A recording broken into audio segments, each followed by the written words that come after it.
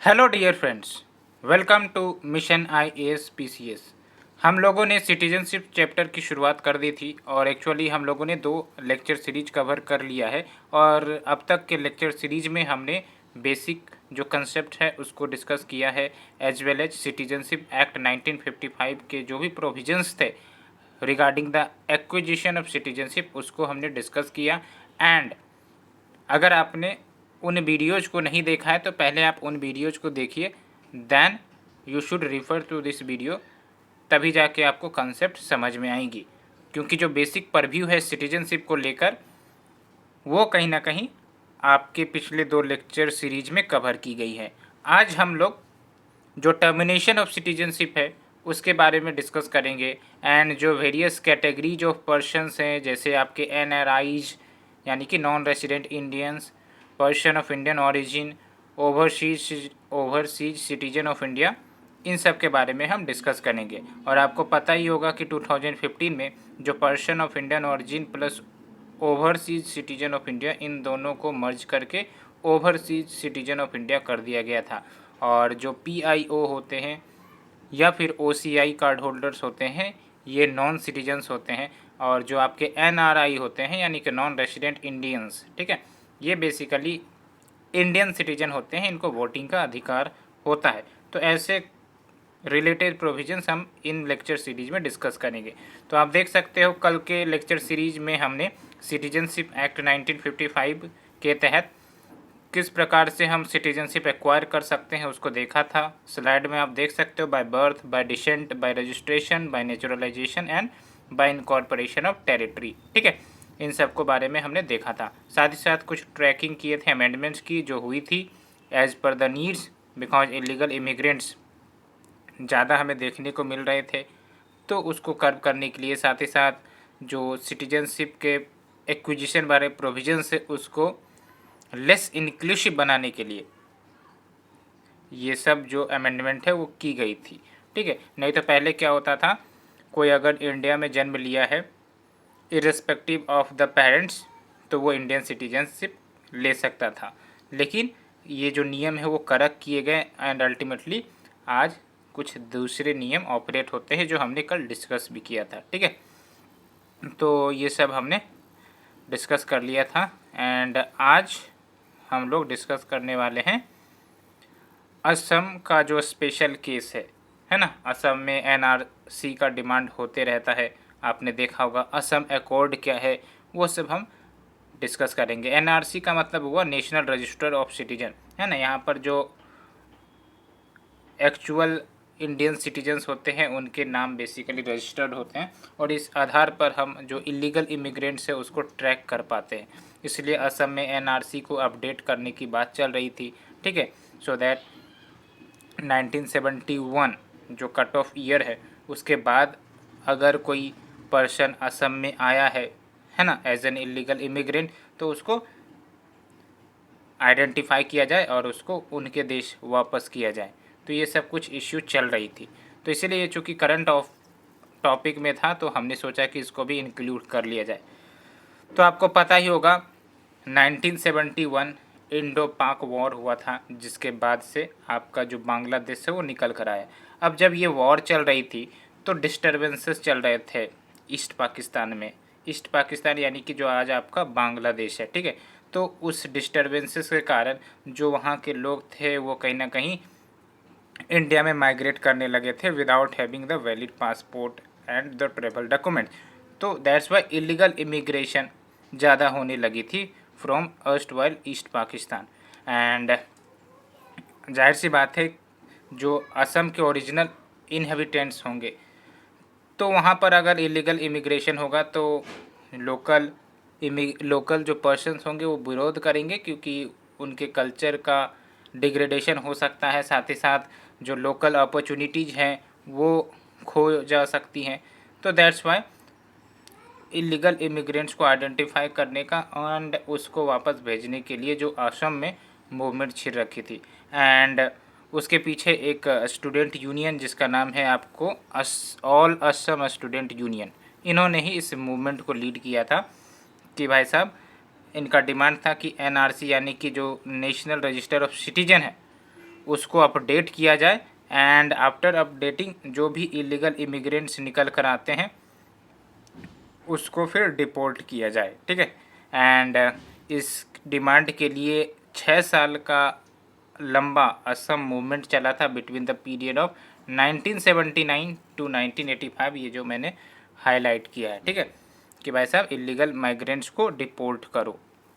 And ultimately ये जो Assam movement चला अगेंस्ट द इलीगल इमिग्रेशन, इसका आउटकम ये हुआ कि असम एकॉर्ड पर हस्ताक्षर हुए 1985 में, और ये साइन की गई थी बाय द मूवमेंट लीडर्स जो मूवमेंट लीड कर रहे थे and the Rajiv Gandhi government, ठीक है। एंड इस अकॉर्ड के तहत ये ध्यान रखना है, ये कट ऑफ डेट काफ़ी ज़्यादा न्यूज़ में रहती है, तो ये जो कट ऑफ डेट है 25 ऑफ मार्च 1971, ये कट ऑफ डेट था कि भाई साहब अगर इसके बाद अगर कोई इलीगल माइग्रेंट्स असम में आते हैं तो फिर उनको डिपोर्ट किया जाएगा, ठीक है।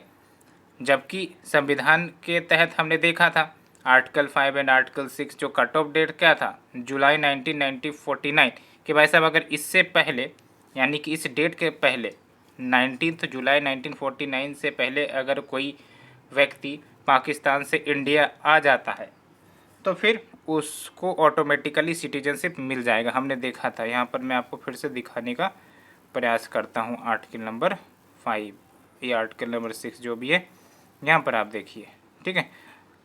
Article 6 person migrated from Pakistan, तो देख सकते हो आप, since independence was proceeded by partition and migration, article 6 lay down that anyone who migrated to India before 19 July 1949 would automatically become Indian citizen if either of his parents or grandparents was born in India, है ना। तो ये नियम हुआ करता था, ठीक है। तो ये बातें हुई, लेकिन असम के लिए क्या कट ऑफ डेट निर्धारित किया गया, 25 ऑफ मार्च 1971। तो ये एक unique cut off date for the Assam वो आइडेंटिफाई किया गया था, क्योंकि 1971 जो आपका इंडो पाकिस्तान वॉर हुआ था उसके कारण बहुत सारे इलीगल इमिग्रेंट्स इंडिया में आ गए थे, तो इसीलिए आपका ये अकॉर्ड काफ़ी अहमियत रखता है, ठीक है। तो अब इस कट ऑफ डेट को इन्फोर्सेबल करवाने के लिए सिटीजनशिप एक्ट में अमेंडमेंट किया गया एंड अल्टीमेटली एक न्यू सेक्शन जिसका नाम है आपका सेक्शन 6A, तो यहाँ पर आप देख सकते हो उसको ऐड किया गया सिटीजनशिप एक्ट में। और ये ध्यान रखना है कि जो सेक्शन 6A है ये सिर्फ और सिर्फ असम के लिए एप्लीकेबल है, ठीक है।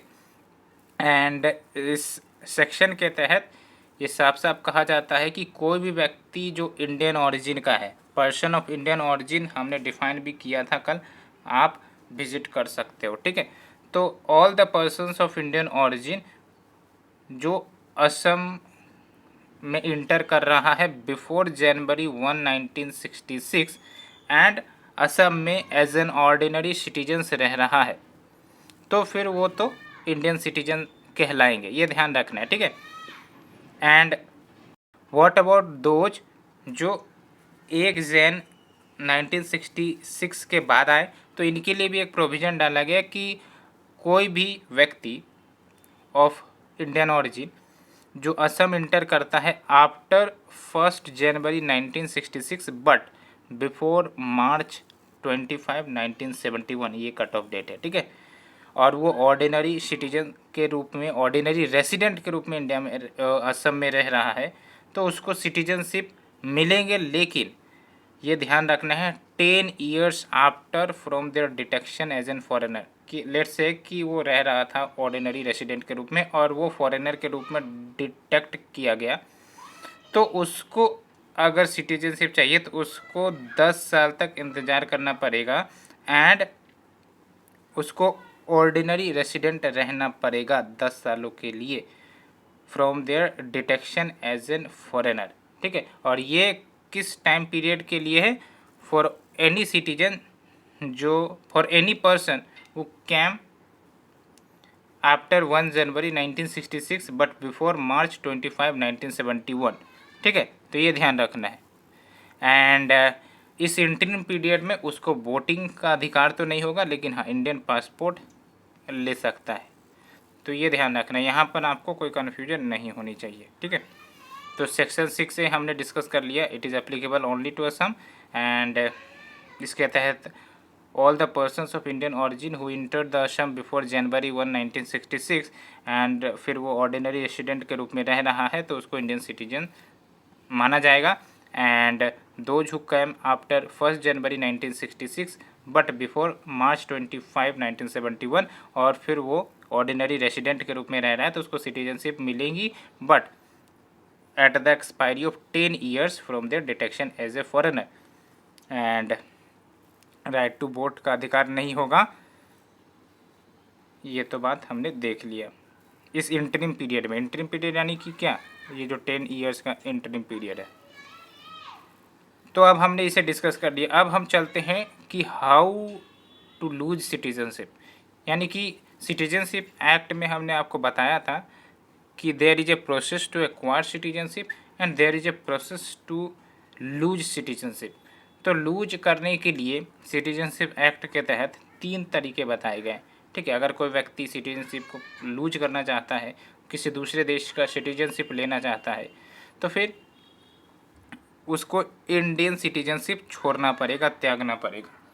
तो व्हाट आर द कंडीशंस, वो हम देखेंगे, ठीक है। और एक बात तो आपको ध्यान में रखनी ही है कि dual citizenship is not allowed in India, है ना। आप 2 देश की नागरिकता नहीं रख सकते इंडिया में, एक इंडिया का भी चाहोगे कि होगा और एक दूसरे देश का भी होगा, तो ऐसा नहीं चलेगा, ठीक है। तो एक तो है बाय रिनंसिएशन। तो रिनंसिएशन में क्या होता है कि कोई भी व्यक्ति जो इंडियन सिटीजन है having full age and capacity, वो डिक्लेरेशन खुद से कर सकता है कि भाई साहब हम अपने इंडियन सिटीजनशिप को रिनाउंस करना चाहते हैं, त्यागना चाहते हैं। तो ये तो चलो सेल्फ डिक्लेरेशन है कि हाँ हम रिनाउंस करना चाहते हैं, रिनाउंस का मतलब ये त्यागना। तो अगर उसके डिक्लेरेशन एक्सेप्ट कर लिए जाते हैं तो फिर वो जो व्यक्ति होगा वो इंडियन सिटीजनशिप नहीं रहेगा, ठीक है। तो ये हो गया आपका renunciation.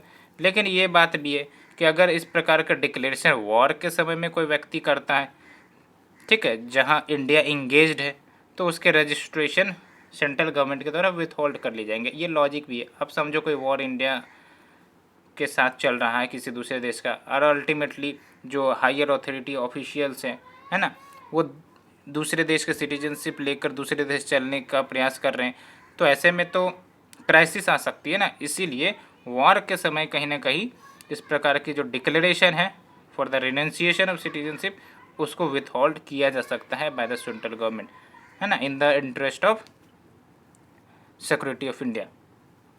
And further when a person renounces his Indian citizenship, तो फिर उसके जो माइनर चिल्ड्रेन है वो भी इंडियन सिटीजनशिप खो देंगे। लेकिन हाँ, जो माइनर चिल्ड्रेन है जब वो 18 ईयर का हो जाएगा तो रिज्यूम कर सकता है इंडियन सिटीजनशिप, उसका एक अलग प्रक्रिया है, ठीक है। तो फ्रेंड्स ये हमने डिस्कस किया पहला। अब दूसरा है बाय टर्मिनेशन। तो टर्मिनेशन का मतलब क्या हुआ, इसके तहत आपको बस इतना याद रखना है कि ड्यूल सिटीजनशिप तो हो नहीं सकती किसी इंडियन के पास।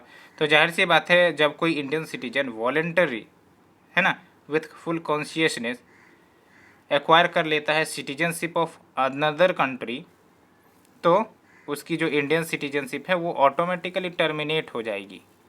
एंड ये सिमिलर है कि इस प्रकार के प्रोविजंस वॉर के समय नहीं अप्लाई होंगे जहां इंडिया इंगेज्ड है। और यहाँ पर आप देख सकते हो, ये बात भी ध्यान रखनी है कि जो कॉन्स्टिट्यूशन ऑफ इंडिया है लाइक द कनाडा, इन्होंने सिस्टम ऑफ सिंगल सिटीजनशिप लेकर रखा है। सिस्टम ऑफ सिंगल सिटीजनशिप मतलब आप समझते ही हो, there is one citizenship for each and every citizen, ठीक है।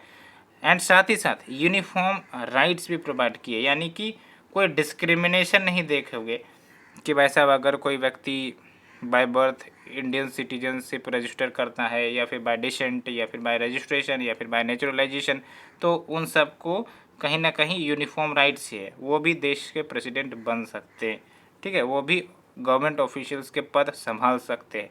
तो यहाँ पर यूनिफॉर्म राइट्स मिल जाती है, ठीक है, सो दैट जो फ्रेटर्निटी एंड यूनिटी की फीलिंग है कि हम सब एक हैं, एक बार जब हमने सिटीजनशिप प्राप्त कर लिया तो वो प्रमोट हो सके। एंड इंटीग्रेटेड इंडियन नेशन, बन सके। ठीक है, तो ये बातें हो गई। Next is your by deprivation. Deprivation का मतलब क्या होता है, जो सेंट्रल गवर्नमेंट है वो खुद इंडियन सिटीजनशिप किसी व्यक्ति का टर्मिनेट कर देगी। अब उसके कुछ कंडीशन है, ऐसे ही नहीं अपनी मनमर्जी से, बट उनका कुछ कंडीशन है। पहला कि लेट से कि वो जो सिटीजन है उन्होंने इंडियन सिटीजनशिप फ्रॉड के जरिए, है ना, गलत डॉक्यूमेंट्स देकर, फेक डॉक्यूमेंट देकर प्राप्त की हो तो भी उनकी सिटीजनशिप रद्द हो जाएंगी। साथ ही साथ जो सिटीजन है उसने डिसलॉयलिटी दिखाया हो कॉन्स्टिट्यूशन के प्रति, साथ ही साथ जो सिटीजन है वो अनलॉफुली इनेमी को कुछ सर्टेन इन्फॉर्मेशन देता है इंडिया के बारे में ड्यूरिंग द वॉर, है ना, एक प्रकार से विश्वासघात करना कह सकते हो। ठीक है, and the next is your the citizen has within 5 years after registration or naturalization been imprisoned in any country for 2 years। तो ये इसको आपको समझना पड़ेगा। कोई भी इंडियन सिटीजन जिन्होंने सिटीजनशिप प्राप्त की है रजिस्ट्रेशन या फिर नेचुरलाइजेशन के माध्यम से, और अगर within 5 years of the registration और नेचुरलाइजेशन अगर वो कोई ऐसा कारनामा करता है जिसके कारण कहीं पर भी 2 साल या फिर उससे ज़्यादा का इम्प्रिजनमेंट हो जाता है तो फिर उसकी जो सिटीजनशिप है वो रद्द की जा सकती है। ठीक है, एंड नेक्स्ट इज योर कि जो सिटीजन है वो ऑर्डिनरी रेसिडेंट के रूप में रह रहा है out of India for continuous 7 years। तो लगातार 7 साल बाहर रह रहा है बिना कोई परमिशन, बिना कोई इन्फॉर्मेशन दिए हुए। ठीक है, तो उसका भी टर्मिनेशन किया जा सकता है बाय डेप्रीवेशन। तो ये ध्यान रखना, कंपलसरी टर्मिनेशन होता है इंडियन सिटीजनशिप, और ये कौन करता है, सेंट्रल गवर्नमेंट। ठीक है, तो क्या क्या हो गए आपके, the termination when obtained the citizenship by fraud, या फिर showing disloyalty to the constitution, या फिर जो सिटीजन है उसने अनलॉफुली ट्रेड या कम्युनिकेशन किया है with the enemy during the war, and the citizen within 5 years after registration और naturalisation been imprisoned in any country for 2 years। And next is your कि जो सिटीजन है वो ऑर्डिनरी रेसिडेंट हैं outside India, किसी दूसरे देश में लगातार लेट से कि 7 साल या उससे ज़्यादा के पीरियड के लिए रह रहा है विदाउट परमिशन, तो भी आपका डेप्रीविएशन किया जा सकता है ना। डेप्रीविएशन का मतलब क्या होता है, वंचित कर देना। ठीक है, तो ये बातें हो गई। अब देखो categorization of people under various scheme, वो हमने बताया आपको। ये नॉन रेसिडेंशियल इंडियंस, इसको समझना पड़ेगा और यहीं से क्वेश्चन आते हैं। डायस्पोरा, डायस्पोरा की बात हमने की थी कि मीन्स के लिए Indian diaspora is very very important. तो जब हम इंडिया डायस्पोरा की बात करते हैं तो वो कलेक्टिव कीवर्ड है।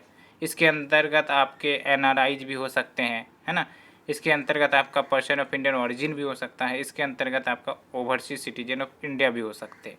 ठीक है, तो हम डिस्कस करते हैं नॉन रेसिडेंशियल इंडियंस की। तो नाम से ही पता चल रहा है नॉन रेसिडेंशियल इंडियन है, ये इंडियन सिटीजन्स ही, बट ये इंडिया में लंबे समय तक नहीं रहते हैं। कहने का मतलब ये हुआ कि एन इंडियन सिटीजन, पहली बात तो ये ऑर्डिनरी भारत के बाहर रहते हैं, हो सकता है एजुकेशन पर्पस से हो या फिर एम्प्लॉयमेंट पर्पस से हो या फिर अदर पर्पस, कुछ भी हो सकता है। और इसके लिए 2 कंडीशन दी गई है। पहला कंडीशन है कि a person is considered NRI if she is not in India for 182 days और मोर, यानी कि अगर वो मिनिमम 182 डेज भारत में नहीं रहते, भारत के बाहर रहते हैं, तो फिर वो एनआरआई कहलाएंगे। यानी कि लेट से कि अगर हम बात करें इस फाइनेंशियल ईयर की, तो अगर कोई व्यक्ति इस फाइनेंशियल ईयर में 182 दिन यानी कि 182 डेज या फिर उससे ज़्यादा इंडिया के बाहर रहता है तो उसको एनआरआई का टैग मिल जाएगा। या फिर दूसरा कंडीशन है जो थोड़ा कॉम्प्लिकेटेड है समझना, लेकिन आपको समझ लेनी है। ये और वाली कंडीशन है, या तो पहला फुलफ़िल कर रहा हो या फिर दूसरा फुलफ़िल कर रहा हो। ठीक है, तो देख सकते हो, इफ़ ही या she is in India for less than 365 days during the 4 years preceding that year and less than 60 days in that year. इसको सिंपल से समझने के लिए मैंने एक डायग्राम दिया है। यानी कि लेट से कि अगर ये जो आपका करंट ईयर है, ठीक है, यानी कि करंट फाइनेंशियल ईयर, तो करंट फाइनेंशियल ईयर में वो जो व्यक्ति है अगर 60 डेज से कम इंडिया में रहता है करंट फाइनेंशियल ईयर में, ठीक है, तो एक तो ये हो गया। और दूसरा ये कि करंट फाइनेंशियल ईयर से ठीक 4 साल का जो पीरियड होगा, है ना, जैसे ये हो गया आपका करंट फाइनेंशियल ईयर, ठीक है। तो यहाँ पर कंडीशन क्या है कि लेस देन 60 डेज आपको इंडिया में रहना है। और दूसरा कंडीशन क्या है कि ये जो करंट फाइनेंशियल ईयर है उससे ठीक 4 साल का जो पीछे का पीरियड होगा, यानी कि first year, second year, third year, fourth year, ठीक है। तो इस 4 साल के जो पीरियड होंगे, इस पीरियड में आपको लेस देन 365 डेज इंडिया में रहना है, ठीक है। तो होप आपको ये बात समझ में आ गई होगी। तो करंट पीरियड में लेस देन 60 डेज आपको रहना है। और दूसरा कंडीशन क्या है कि जो प्रीसीडिंग 4 ईयर्स है with respect to the current year, उसमें आपको लेस देन 365 डेज इंडिया में रहना है, तो आप एनआरआई के लिए एलिजिबल हो। मेंस, प्रीलिम्स कुछ भी इसके लिए ज़रूरत नहीं है। ये पहला ज़रूर ध्यान रखना है कि मिनिमम 182 डेज अगर आप बाहर रहते हो तो आपका एनआरआई कहलाओगे। और क्वेश्चन एनआरआई के सिग्निफिकेंस के ऊपर आता है, ठीक है। एंड गवर्नमेंट ने क्या क्या इनिशिएटिव लिया है एनआरआई को इंडिया की तरफ आकर्षित करने के लिए, उन सब पर क्वेश्चन बनते। प्रीलिम्स के लिए एज सच कुछ क्वेश्चंस नहीं बनते, अभी तक तो नहीं आए। बस ध्यान रखना है, चूँकि इंडियन सिटीजन है तो इनको वोटिंग का अधिकार है कि नहीं। तो ये बात हो गई। अब दूसरा है आपका ओवरसीज सिटीजन ऑफ इंडिया। तो बेसिकली कंटेक्स्ट भी आप देख सकते हो कि जो गवर्नमेंट है उन्होंने कहा है कि जो OCI कार्ड होल्डर्स हैं वो सारे के सारे फंडामेंटल राइट्स इंजॉय नहीं करते हैं which has been guaranteed by the constitution. क्यों? Because these are non Indians, non citizens. तो जाहिर सी बात है जो सारे फंडामेंटल राइट्स इंजॉय तो वही करेंगे ना जो सिटीजन्स होंगे, इसलिए स्टेटमेंट आया था। एंड यहाँ पर आप देख सकते हैं person of overseas citizen of India status is not an Indian citizen. तो जाहिर सी बात है जब इंडियन सिटीजन ही नहीं तो वोटिंग राइट्स का अधिकार नहीं, ना ही ये इलेक्शन लड़ सकते हैं इंडिया में, ना ही कोई कॉन्स्टिट्यूशनल ऑफिस ग्रहण कर सकते हैं। क्योंकि जब भी आप कॉन्स्टिट्यूशनल ऑफिस के बारे में पढ़ते होगे तो वो ज़रूर लिखा रहता है कि एलिजिबिलिटी के रूप में कि ही या she should be a citizen of India, है ना। तो ये बात है। एनआरआई का काफ़ी बड़ा रोल रहता है इंडिया के सोशियो इकोनॉमिक डेवलपमेंट में, बिकॉज भारी संख्या में जो एनआरआईज है वो विदेश जाते हैं और अल्टीमेटली रिमिटेंसेस भेजते हैं वहाँ से, है ना। और इसके कारण हमारे देश में जो पॉवर्टी है वो सब दूर होती है, ठीक है। तो ये सब कुछ सिग्निफिकेंस है, उसको हम और अच्छे से देखेंगे। और OCI scheme basically central government के द्वारा लाया गया था 2005 में, और नाम से ही पता चल रहा है OCI स्कीम, जिसके तहत जो ओवरसीज सिटीजन ऑफ इंडिया है उनको सर्टेन बेनिफिट्स दिए जाएंगे, रिलैक्सेशन दिया जाएगा, जैसे मल्टीपल टाइम एंट्री इंडिया में कर सकते हो, है ना, लॉन्ग टर्म स्टे इंडिया में कर सकते हो। तो ये सब कुछ बेनिफिट होते हैं। और जो ओवरसीज सिटीजन ऑफ इंडिया होते हैं ये basically person of Indian origin होते हैं, ठीक है, जो कभी ना कभी सिटीजनशिप भारत का ले रखे होंगे लेकिन रिनाउंस कर दिए, या फिर उनके जो पेरेंटियल रिलेशंस है वो कहीं ना कहीं इंडिया से जुड़े होंगे, तो वो OCI के अंतर्गत आ जाते हैं। तो ये जो आपका OCI है उसको इंट्रोड्यूस किया गया था bye amending the citizenship act 1955 2005 में, सो दैट जो इंडियन डायस्पोरा का पोटेंशियल है वो इंडिया की तरफ मोड़ सके और इंडिया में ये एक अहम योगदान दे सके in terms of growth, in terms of development, in terms of investment, in terms of entrepreneurship. तो इन सब के लिए कहीं ना कहीं ये प्रयास किए गए थे। तो ये बात है। तो जो OCI कार्ड है ये कहीं ना कहीं जो फॉरेन सिटीजन है ऑफ इंडियन ओरिजिन उसको सिटीजन लाइक स्टेटस देता है। इट इज़ नॉट कि citizen status, citizen like status, ठीक है। और ये सारे के सारे फैक्चुअल डाटा है, आपको याद रखने की ज़रूरत नहीं, कुछ कुछ चीज़ें आप ध्यान रख सकते हो। और यहाँ पर देख सकते हो कौन एलिजिबल है OCI के लिए। तो पहली बात तो ध्यान से सुनना है कि कोई भी फॉरेन नेशनल हो जो इंडियन नागरिक नहीं है वो एलिजिबल है to get OCI card. For this there is a condition कि जब हमारा संविधान कमेंस हुआ था at the time of commencement of the constitution that is 26 Jan 1950, तो उस दौरान ये जो व्यक्ति है वो इंडियन सिटीजन बनने के लिए एलिजिबल था, लेकिन हो सकता है उन्होंने इंडियन सिटीजनशिप ना ली हो, या फिर after the commencement of the constitution वो एक इंडियन सिटीजन था बट उन्होंने बाद में सिटीजनशिप रिनाउंस कर ली हो, या फिर that person belonged to a territory जो कहीं ना कहीं 15 अगस्त 1947 के बाद इंडिया का पार्ट बन गया, तो वो OCI के लिए एलिजिबल होगा। 15 अगस्त 1947 के बाद कुछ टेरिटरी थी जो इंडिया की पार्ट बनी थी, जैसे आपका सिक्किम है ना, पुडुचेरी है, तो वहाँ के जो लोग होंगे, ठीक है, हो सकता है अभी उनके पास इंडियन सिटीजनशिप नहीं होगा तो वो OCI के लिए अप्लाई कर सकते हैं। तो ये बातें हो गई। साथ ही साथ जो माइनर चिल्ड्रेन है ऑफ सच पर्सन वो भी OCI के लिए एलिजिबल हो जाएंगे, लेकिन ये ध्यान रखना है कि इफ़ द एप्लीकेंट कभी न कभी अगर वो पाकिस्तान या फिर बांग्लादेश का सिटीजन रहा होगा तो वो OCI कार्ड होल्डर के लिए एलिजिबल नहीं होगा। एंड OCI सारे financial recreational other facilities enjoy करते जो NRIs को अवेलेबल है वो हम देखेंगे। और OCI को जाहिर सी बात है स्टेटूटरी राइट्स दी गई है under the citizenship act 1955, and इसलिए जो क्या राइट मिलेंगे नहीं मिलेंगे वो सेंट्रल गवर्नमेंट की पॉलिसी पर निर्भर करती है, वो समय दर समय इसमें बदलाव कर सकती है, ठीक है। एंड देखो क्या बेनिफिट मिलता है, multiple entry, multipurpose, life long visa मिल सकते हैं फॉर विजिटिंग इंडिया, ठीक है।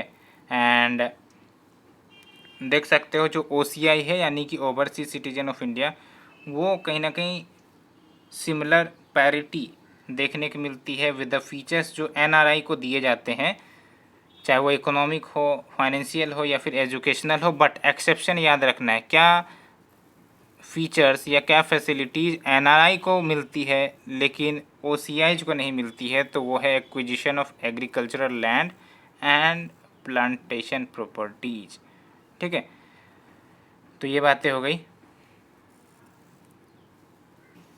साथ ही साथ देख सकते हो जो रजिस्टर्ड OCI है उसको एग्जेम्पशन मिल सकता है रजिस्ट्रेशन को लेकर with the foreign regional registration officer, so that वो लंबे समय तक इंडिया में रह सके, नहीं तो बार बार रजिस्ट्रेशन करवाना पड़ेगा, अप्रूवल लेनी पड़ेगी, तो ऐसा सिस्टम OCI के लिए नहीं होगा, ठीक है।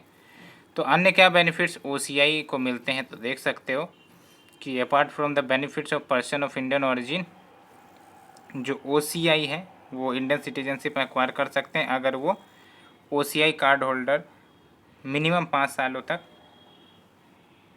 रहते हैं along with some other certain condition। और ये हमने बताया था आपको, चाहे OCI हो या फिर PIO हो, पर्सन ऑफ इंडियन ओरिजिन, ये वोट नहीं कर सकते, ना ही गवर्नमेंट जॉब्स होल्ड कर सकते हैं, ना ही ये एग्रीकल्चर या फिर फार्मलैंड परचेज कर सकते हैं, एंड पब्लिक ऑफिस तो नहीं ही रन कर सकते हैं, ठीक है। तो ये सब कुछ रेस्ट्रिक्शंस हैं। एंड स्पेशल बैंक अकाउंट्स ये इंडिया में खोल सकते हैं जस्ट लाइक NRI जो खोलते हैं और इन्वेस्टमेंट कर सकते हैं इंडिया में। एंड साथ ही साथ नॉन फार्म प्रॉपर्टी ये बाय कर सकते हैं, ध्यान रखना है आपको, नॉन फार्म प्रॉपर्टी बाय कर सकते हैं, ओनरशिप राइट्स भी एक्सरसाइज कर सकते हैं, ड्राइवर लाइसेंस पैन कार्ड के लिए अप्लाई कर सकते हैं, they get the same economic financial educational benefits like NRI and can also adopt children. तो ये सब कुछ बातें हैं। अब चलते हैं थोड़ा सा बेसिक अंडरस्टैंडिंग PIO के बारे में, पर्सन ऑफ इंडियन ऑरिजिन। तो जो आपका इंडियन डायस्पोरा है इसकी टोटल संख्या कितनी है अगर देखा जाए तो अभी फ़िलहाल, है ना, अगर सबको मिला दिया जाए तो 30 मिलियन, ठीक है, 30 मिलियन अप्रोक्स 3 करोड़ होता है। तो जो इंडियन डायस्पोरा है जो बाहर रह रहा है इंडिया के, तो उसको हम 3 ब्रॉड कैटेगरीज में डाल सकते हैं, एक है NRI, दूसरा है PIO, तीसरा है आपका OCI, हमने डिस्कस भी किया, ठीक है। And PIO and OCI card holders ये सिटीजन तो है नहीं, लेकिन ये वो व्यक्ति हैं जो इंडिया के साथ जुड़ना चाहते हैं, है ना, इंडिया में इन्वेस्टमेंट करना चाहते हैं, बिकॉज इनका कहीं ना कहीं लिंकेजेज इंडिया के साथ रहा है ऐतिहासिक रूप से, ठीक है। तो इसलिए इनको बहुत सारी सुविधाएं भी दी जाती हैं। एंड PIO कैटेगरी को मर्ज कर दिया गया था OCI कैटेगरी के साथ 2015 में, तो ये हमने देखा भी। अब यहाँ पर जो मेंस के लिए क्वेश्चन बनता है वो है importance significance of overseas Indian citizen. तो चाहे ओवरसीज इंडियन सिटीजन की बात करो, या फिर इंडियन डायस्पोरा की बात करो, या फिर आपका NRIs की बात करो, तो ये सब के सिमिलर आंसर रहेंगे, है ना, ऐसा कुछ नहीं, इसमें बदलाव नहीं होगा, तो ये ध्यान रखना है। तो ये आपको ध्यान रखना है कि इंडियन डायस्पोरा का क्या सिग्निफिकेंस है। तो पहला तो ग्रेटेस्ट बेनिफिट ये है कि अ स्ट्रॉन्ग इंडियन प्रेजेंस है in many parts of the world, ठीक है। और चूँकि बहुत सारे देशों में फैले हुए हैं और अल्टीमेटली वहाँ पर अर्न करते हैं और वहाँ से पैसे भेजते हैं in the form of remittances to India, which helps in the socio economic development of India, like removal of property नहीं, पॉवर्टी, है ना। तो जैसे आप अर्न कर रहे हो तो आप सैलरी घर में भेजते हो, है ना, तो उससे क्या होता है कि घर खर्च चलते हैं, है ना, कहीं ना कहीं जो डेवलपमेंट है वो इंश्योर होता है। तो उसी प्रकार से यहाँ पर भी है कि कोई व्यक्ति विदेश में जाकर अर्न कर रहा है तो वो पैसे सेव करते हैं और अल्टीमेटली उस पैसे को फिर इंडिया भेजते हैं और फिर इंडिया में कहीं ना कहीं लोगों का सोशियो इकोनॉमिक डेवलपमेंट होता है। तो ये बातें हो गई। तो आप देख सकते हो लगभग $69 बिलियन का रेमिटेंसेस इंडिया में आता है। तो सोशियो इकोनॉमिक डेवलपमेंट होंगे। $69 बिलियन बहुत ही बड़ी अमाउंट है ना। पॉवर्टी रिडक्शन, कंजम्पशन बिहेवियर जो रूरल एरियाज में है वो चेंज हो सकते हैं।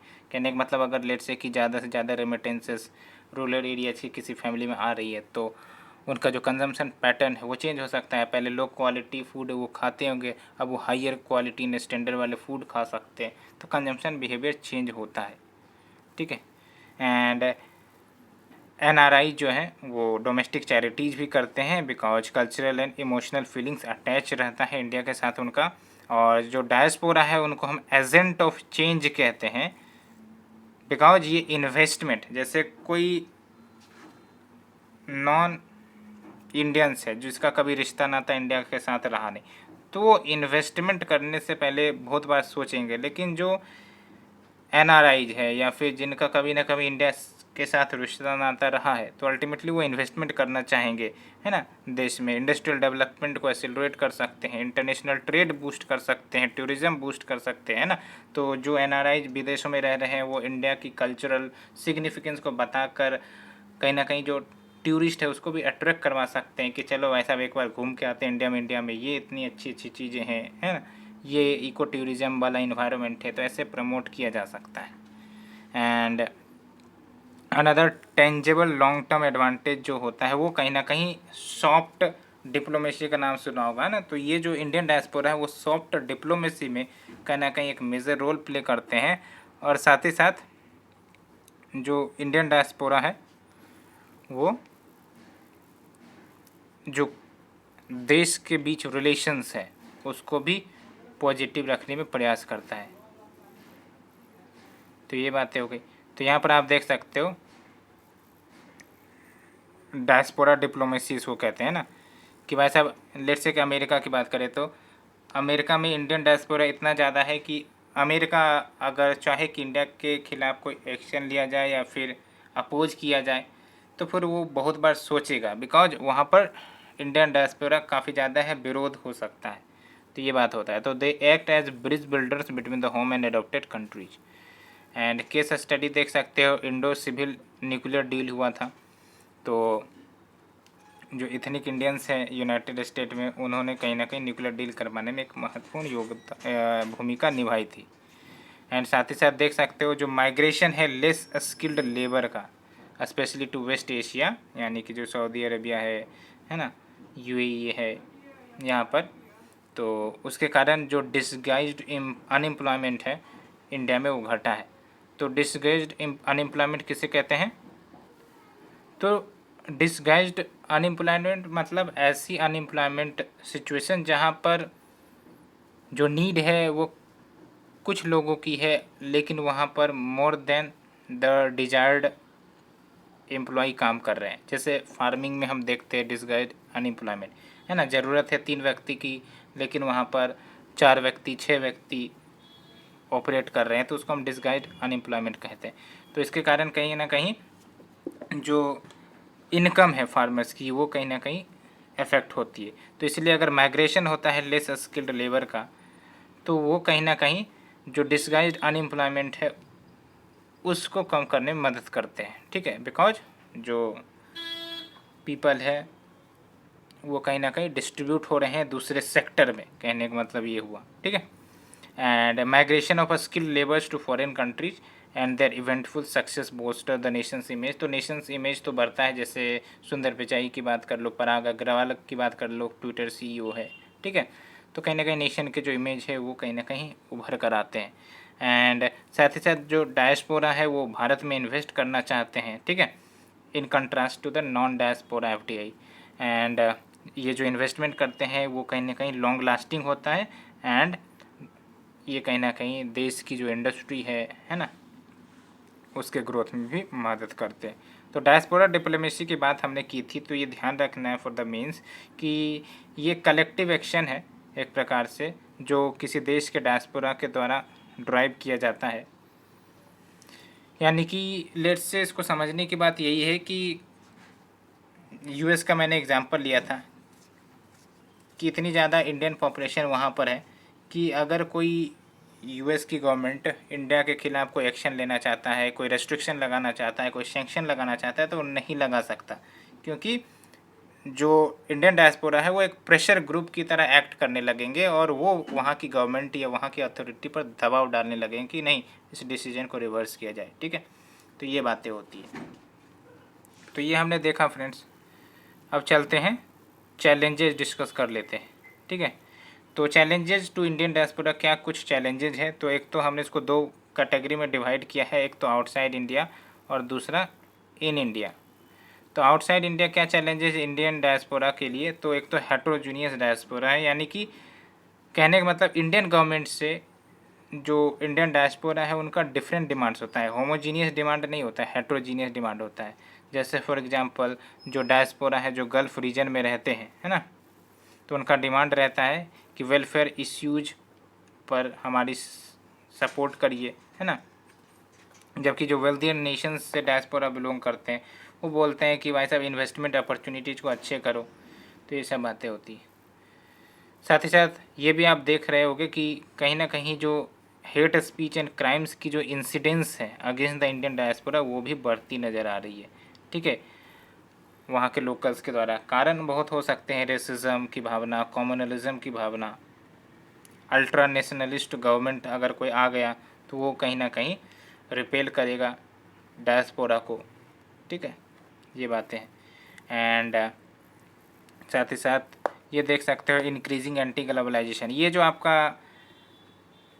एंटी ग्लोबलाइजेशन है ना, इसमें क्या चल रहा है कि जैसे वहाँ के लोकल से वो फियर करेंगे कि भाई साहब अगर कोई बाहरी इंटर करता है हमारे देश में तो इसके कारण हमारा जो जॉब्स है वो लूज हो जाएगा, एजुकेशनल अपॉर्चुनिटी कमज़ोर पड़ जाएगी, बिकॉज सारी जो अपॉर्चुनिटीज़ है वो आउटसाइडर्स को जा रही है।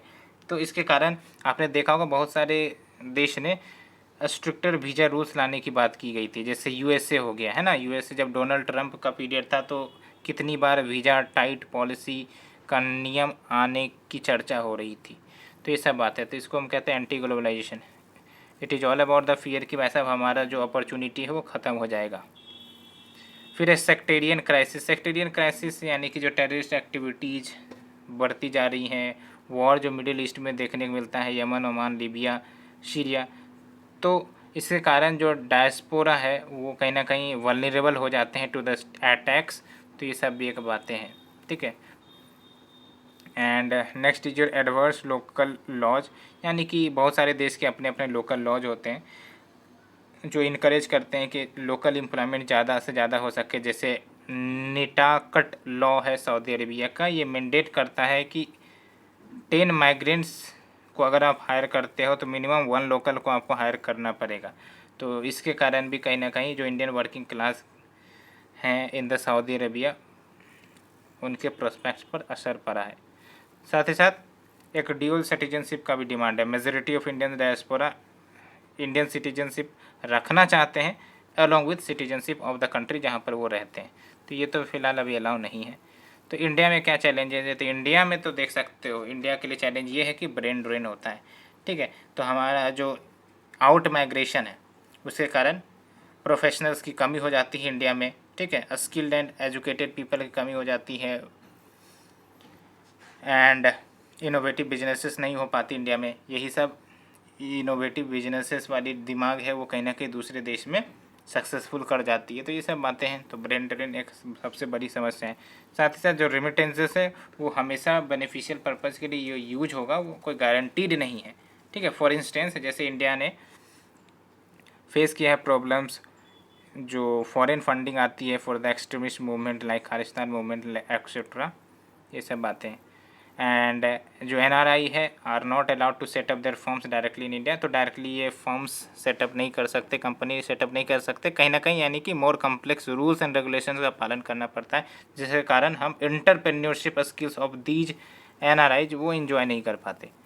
एंड जो माइग्रेट सिस्टम है, मिनिमम रेफुलर वेजेज पॉलिसी है ना, ये गवर्नमेंट ऑफ इंडिया की पॉलिसी है। जैसे माइग्रेट सिस्टम के माध्यम से जो भी आउट माइग्रेशन करेंगे लोग उनका रजिस्ट्रेशन करवाना पड़ता है, सो दैट उनको बेनिफिट मिल सके एंड उनको सिक्योर किया जा सके। तो ये सब कुछ जो पॉलिसीज है गवर्नमेंट की, वो कभी कभी डेट्रीमेंटल साबित हो जाती है भारत के लिए, बिकॉज जो कंपनीज है वो देखेगा नहीं कि कहाँ से हम आसानी से बिना कोई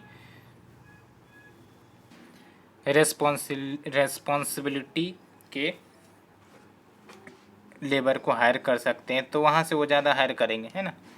लेकिन इंडिया के रेस्पेक्ट से देखो तो ये सब जो पॉलिसी होती है वो इंडियन सिटीजन्स जो विदेश जा रहे हैं उनको सिक्योर करने के लिए ही होती है।